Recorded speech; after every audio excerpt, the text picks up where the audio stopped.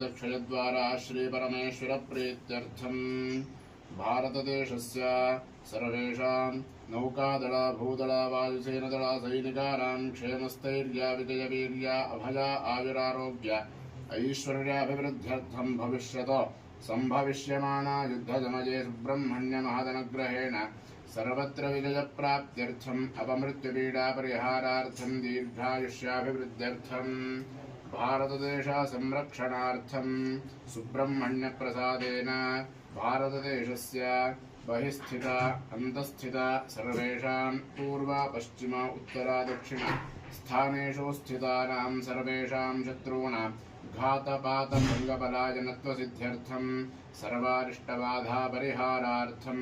श्री सुब्रह्मण्य स्वामी देवता संपूर्ण महदनुग्रह प्रसाद सिद्धिद्वारा सायंकाल दीपाराधन पुष्पाष्टोत्तर पूजाख्यम आचार्य